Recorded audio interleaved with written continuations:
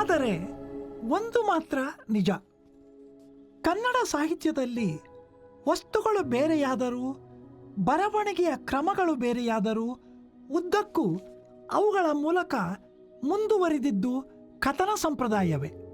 ಅಂದರೆ ಕಾವ್ಯಕ್ಕೆ ಒಂದು ಗಟ್ಟಿಮುಟ್ಟಾದ ಕಥಾವಸ್ತು ಇರಬೇಕು ಅನ್ನುವುದು.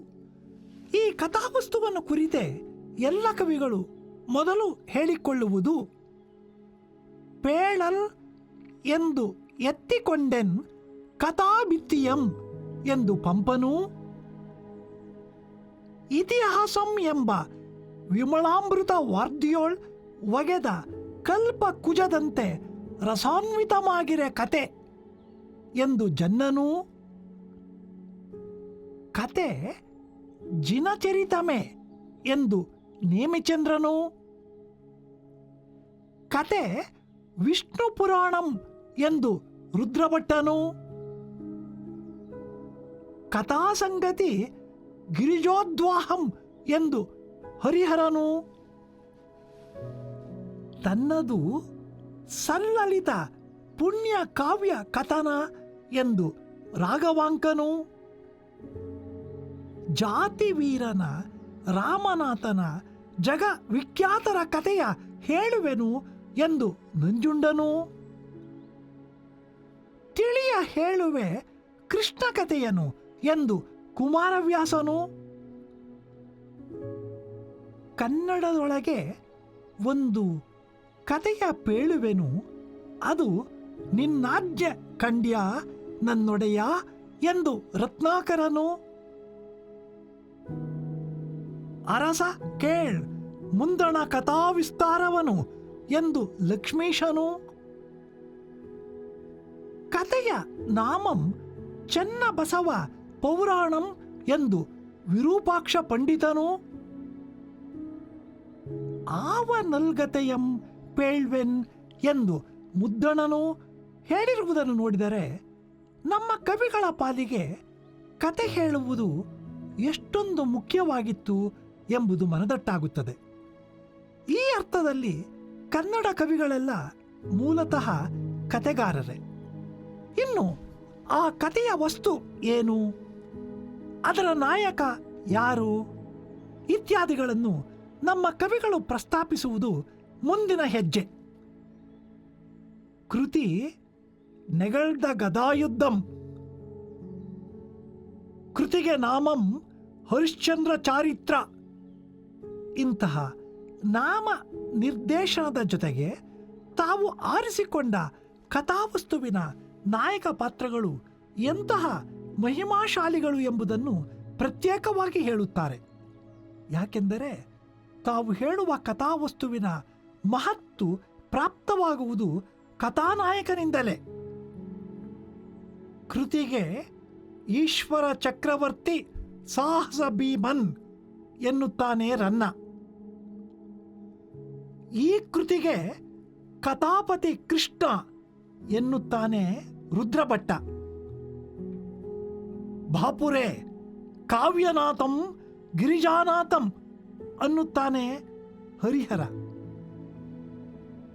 ಕತೆ ಕಿರಿದಾದೊಡಂ, ಕಥೆಯ ನಾಯಕನ್ ಉನ್ನತ ವಂಶ ವೀರ್ಯ ವಿಶ್ರುತ ಮಹಿಮ ಪ್ರಪಂಚ ಗುಣಂ ಎನ್ನುತ್ತಾನೆ ಗುಣವರ್ಮ. ಒಟ್ಟಿನಲ್ಲಿ ಭಾರತೀಯ ಆಲಂಕಾರಿಕರು ಕಥಾನಾಯಕನಿಗೆ ಏನೇನು ಉದಾತ್ತ ಗುಣ ಸಂಪನ್ನತೆ ಇರಬೇಕೆಂದು ಹೇಳುತ್ತಾರೋ ಅದೆಲ್ಲ ತಮ್ಮ ಕಾವ್ಯದ ನಾಯಕರಿಗೂ ಇರಬೇಕೆಂದು ಭಾವಿಸುತ್ತಾರೆ ನಮ್ಮ ಕವಿಗಳು. ಆದ ಕಾರಣ ಇಂಥವರಲ್ಲದೆ ನಾಯಕನ್ ಅನನ್ಯನಾಗೆ ಕೃತಿ ವಿಶ್ರುತಂ ಆಗದು ಎನ್ನುತ್ತಾನೆ ನಾಗಚಂದ್ರ.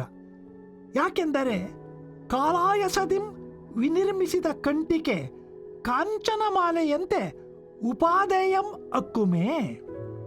ಆದ ಕಾರಣ ವಿಷಯಂ ಒಪ್ಪದೊಡೆ ಆವುದಂ ಒಪ್ಪಲಾರ್ಕುಮೇ ಎಂದು ಪ್ರಶ್ನೆ ಹಾಕುತ್ತಾನೆ ನಾಗಚಂದ್ರ.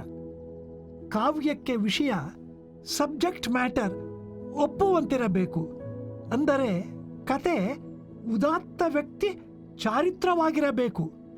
ಇದು ಮಾರ್ಗ ಕವಿಗಳ ತಿಳುವಳಿಕೆ ಮಾತ್ರವಲ್ಲ, ವಾಸ್ತವವಾದ, ಸಮೀಪಕಾಲೀನರಾದ ಹಾಗೂ ಸಾಮಾನ್ಯರಾದ ವ್ಯಕ್ತಿಗಳನ್ನು ಕಥಾನಾಯಕರನ್ನಾಗಿ ಮಾಡಿಕೊಂಡ ವೀರಶೈವ ಕವಿಗಳ ತಿಳುವಳಿಕೆ ಕೂಡ. ಬಸವಾದಿ ವ್ಯಕ್ತಿಗಳನ್ನು ಕುರಿತು ಬರೆದ ಕವಿಗಳಿಗೆ ಅವರು ಮಹಿಮಾವಂತರಾಗಿದ್ದರೆಂಬ ತಿಳುವಳಿಕೆ ಇತ್ತು. ಇನ್ನು ಮೊಟ್ಟ ಮೊದಲಿಗೆ ಒಬ್ಬ ಕುಂಬಾರ, ಒಬ್ಬ ಬೆಸ್ತ, ಒಬ್ಬ ಅಗಸ, ಹೀಗೆ ಸಮಾಜದ ಕೆಳಗಿನ ಸ್ತರದ ವ್ಯಕ್ತಿಗಳನ್ನು ಕುರಿತು ರಗಳೆಗಳನ್ನು ಬರೆದ ಹರಿಹರ ಮೇಲೆ ನೋಡಲು ಕಥಾನಾಯಕ ಕಲ್ಪನೆಯನ್ನೇ ಬದಲಾಯಿಸಿದಂತೆ ತೋರಿದರೂ ಅವರೆಲ್ಲರೂ ಅಪ್ರತಿಮ ಭಕ್ತರಾಗಿದ್ದರೆಂಬ ಸಂಗತಿಯೇ ಅವರನ್ನು ಅಸಾಮಾನ್ಯರನ್ನಾಗಿ ಮಾಡಿಬಿಡುತ್ತದೆ. ಇನ್ನು ಸಾಮಾನ್ಯ ವ್ಯಕ್ತಿಗಳು ನಿಂತ ನೆಲೆಯನ್ನು ಬದಲಿಸದೆ ಕಾವ್ಯದ ಅಥವಾ ಸಾಹಿತ್ಯ ನಾಯಕರಾಗಿರುವುದನ್ನು ನೋಡಬೇಕಾದರೆ ಆಧುನಿಕ ಸಾಹಿತ್ಯಕ್ಕೆ ಬರಬೇಕು. ಮೊತ್ತದಲ್ಲಿ ನಮ್ಮ ಕಾವ್ಯ ಪರಂಪರೆ ಕಾವ್ಯದ ವಸ್ತು ಸಿದ್ಧ ಪ್ರಸಿದ್ಧವಾದುದಾಗಿರಬೇಕು, ಉದಾತ್ತ ವ್ಯಕ್ತಿ ಚಾರಿತ್ರವಾಗಿರಬೇಕು ಎಂಬಿತ್ಯಾದಿಯಾದ ಗ್ರಹಿಕೆಗಳಿಗೆ ಉದ್ದಕ್ಕೂ ಬದ್ಧವಾಗಿದೆ. ಹೀಗಾದುದಕ್ಕೆ ಕಾವ್ಯ ಬದುಕಿನ ಶ್ರೇಯಸ್ಸನ್ನು ಸಾಧಿಸಬೇಕು, ಉದಾತ್ತ ವಿಚಾರಗಳನ್ನು ತಿಳಿಯಪಡಿಸಬೇಕು, ಜನರಿಗೆ ಮಾರ್ಗದರ್ಶಕವಾಗಬೇಕು ಎಂಬ ನೈತಿಕ ನಿಲುವುಗಳೇ ಕಾರಣ ಎಂದು ಪ್ರತ್ಯೇಕವಾಗಿ ಹೇಳಬೇಕಾಗಿಲ್ಲ. ಹೀಗೆಂದ ಮಾತ್ರಕ್ಕೆ ಕನ್ನಡ ಕವಿಗಳು ಪರಂಪರಾಗತವಾದ ವಸ್ತುಗಳನ್ನು ತಮ್ಮ ಕಾವ್ಯಗಳಲ್ಲಿ ತಂದರೂ ಅದನ್ನು ಕೇವಲ ಶ್ರದ್ಧೆಯಿಂದ ಕನ್ನಡದಲ್ಲಿ ಅನುಕರಿಸುವ ಅಥವಾ ಅನುಸರಿಸುವ ಕೆಲಸ ಮಾಡಿದ್ದಾರೆಂದು ಅರ್ಥವಲ್ಲ. ಅದರ ಬದಲು ಈ ವಸ್ತು ಪರಂಪರೆಗೆ ಕನ್ನಡದ ನಿಜವಾದ ಕವಿಗಳು ತಮ್ಮ ಪ್ರಾದೇಶಿಕ ಸಾಂಸ್ಕೃತಿಕ ಸಂದರ್ಭಗಳಲ್ಲಿ ತೋರಿದ ಸೃಜನಾತ್ಮಕ ಪ್ರತಿಕ್ರಿಯೆಗಳಿಂದಾಗಿ ಆ ಮೂಲದ ಅಥವಾ ಪರಂಪರಾಗತವಾದ ಕಾವ್ಯ ವಸ್ತುಗಳು ಕನ್ನಡದಲ್ಲಿ ಬೇರೊಂದಾಗಿ ಮೈ ಪಡೆದುಕೊಂಡಿವೆ. ಕನ್ನಡ ಸಾಹಿತ್ಯದ ಪ್ರಾರಂಭವೇ ವೈದಿಕ ವಿರೋಧಿ ಧೋರಣೆಯಿಂದ ಹುಟ್ಟಿಕೊಂಡ ಜೈನ ಧರ್ಮದ ಕವಿಗಳಿಂದ ಮತ್ತು ಅದು ಮುಂದುವರೆದದ್ದು ಅದೇ ಧೋರಣೆಯ ವೀರಶೈವ ಕವಿಗಳಿಂದ ಎಂಬುದನ್ನು ನೆನಪಿಗೆ ತಂದುಕೊಂಡರೆ ಈ ಕವಿಗಳ ವಸ್ತು ನಿರ್ವಹಣೆ ವೈದಿಕ ಪರಂಪರೆಯ ಕಾವ್ಯಗಳಿಗಿಂತ ಏಕೆ ಭಿನ್ನವಾಗಿದೆ ಎಂಬುದನ್ನು ಊಹಿಸಲು ಕಷ್ಟಪಡಬೇಕಾಗಿಲ್ಲ. ಪಂಪ ಭಾರತ ವಾಸ್ತವವಾಗಿ ವ್ಯಾಸರ ಮೇಲಿನ ಗೌರವವನ್ನು ಕಡಿಮೆ ಮಾಡಿಕೊಳ್ಳದೆ ಕಥೆಯ ಮೈ ಕಿಡಲ್ ಈಯದೆ ನಿರ್ವಹಿಸಿದ ಕೃತಿಯಾದರೂ ಪಂಪನು ಅದರಲ್ಲಿ ಬೆಳಗುವೆನು ಇಲ್ಲಿ ಲೌಕಿಕಮಂ ಎಂಬ ಉದ್ದೇಶಕ್ಕೆ ಅದನ್ನು ಒಗ್ಗಿಸಿಕೊಂಡದ್ದೇ ಮೂಲ ಭಾರತಕ್ಕೆ ತೋರಿದ ಪ್ರತಿಕ್ರಿಯೆಯಾಗಿದೆ. ಪಂಪ ರನ್ನರ ಕೃತಿಗಳನ್ನು ಬಿಟ್ಟರೆ ಇನ್ನುಳಿದವು ಜೈನ ಪುರಾಣಗಳು. ಇನ್ನು ಜೈನ ಕವಿಗಳು ನಿರ್ವಹಿಸಿದ ರಾಮಾಯಣ ಹಾಗೂ ಭಾಗವತದ ಕಥಾವಸ್ತುಗಳಂತೂ ಅವಕ್ಕೆ ಮೂಲವಾದ ಆಕರಗಳಲ್ಲಿಯೇ ಸಾಕಷ್ಟು ವೈದಿಕ ವಿರೋಧಿಯಾದ ಜೈನ ಚಿಕಿತ್ಸೆಗೆ ಒಳಗಾಗಿ ವೈದಿಕ ಕಾವ್ಯಗಳ ಮುಖ್ಯ ಪಾತ್ರಗಳು ಒಂದರ್ಥದಲ್ಲಿ ಅಪ್ರಮುಖ ನೆಲೆಗೆ ಬಂಧವಾಗಿದ್ದವು. ನಿದರ್ಶನಕ್ಕೆ ಶ್ರೀಕೃಷ್ಣನ ಪಾತ್ರ ಪಂಪ ರನ್ನರನ್ನೂ ಸೇರಿಸಿಕೊಂಡಂತೆ ಜೈನ ಕವಿಗಳಲ್ಲಿ ಯಾವ ಪ್ರತಿಕ್ರಿಯೆಗೆ ಒಳಗಾಗಿದೆ ಎಂಬುದನ್ನು ನೋಡಿದರೆ ಸಾಕು. ಮಹಾಭಾರತ ಮತ್ತು ಭಾಗವತಗಳೆರಡರಲ್ಲೂ ಬರುವ ಕೃಷ್ಣನ ಪಾತ್ರವನ್ನು ಒಳಗೊಳ್ಳುವ ನೇಮಿನಾಥ ಪುರಾಣಗಳು ಇತರ ತೀರ್ಥಂಕರರನ್ನು ಕುರಿತ ಪುರಾಣಗಳಿಗಿಂತ ಕನ್ನಡದಲ್ಲಿ ಹೆಚ್ಚಿನ ಸಂಖ್ಯೆಯಲ್ಲಿವೆ. ಜೈನ ಪುರಾಣಗಳ ಪ್ರಕಾರ 22ನೆಯ ತೀರ್ಥಂಕರನಾದ ನೇಮಿನಾಥನೂ ಶ್ರೀಕೃಷ್ಣನೂ ಬಂಧುಗಳು. ಭೋಗ ಲೋಲುಪನಾದ ಶ್ರೀಕೃಷ್ಣನಿಗಿಂತ ವಿರಾಗಿಯಾಗಿ ತೀರ್ಥಂಕರನಾಗುವ ನೇಮಿನಾಥನೇ ದೊಡ್ಡವನು ಎನ್ನುವುದು ಜೈನ ಪುರಾಣಗಳ ಸಾರಾಂಶ.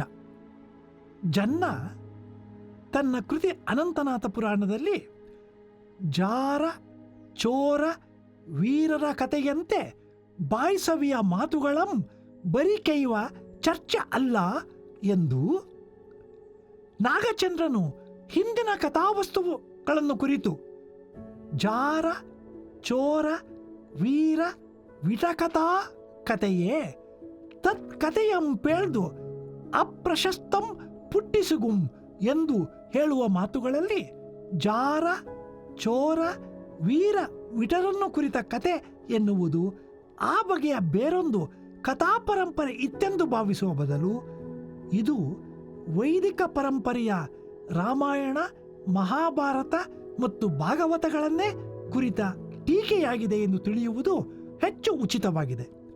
ಅದರಲ್ಲೂ ಜಾರ ಚೋರ ವಿಟ ಅನ್ನುವುದು ಶ್ರೀಕೃಷ್ಣನ ಪಾತ್ರವನ್ನೇ ಉದ್ದೇಶಿಸಿದಂತೆ ತೋರುತ್ತದೆ. ನಯಸೇನ, ಬ್ರಹ್ಮಶಿವ ಇಂಥವರು ತಮ್ಮ ಕೃತಿಗಳಲ್ಲಿ ವೈದಿಕ ಧರ್ಮಗಳವರ ನಡವಳಿಕೆಗಳನ್ನು ವಿಡಂಬನೆಗೆ ಗುರಿಪಡಿಸಿದ್ದಾರೆ. ನೇಮಿಚಂದ್ರನಂತೂ ಆದರಿಪರ್ ಉಚಿತವರಿಯದ ವೈದಿಕ ಕವಿಗಳ ಕವಿತ್ವಮಂ ವಸುಮತಿಯೋಳ್ ಎಂದು ಲೇವಡಿ ಮಾಡುತ್ತಾನೆ.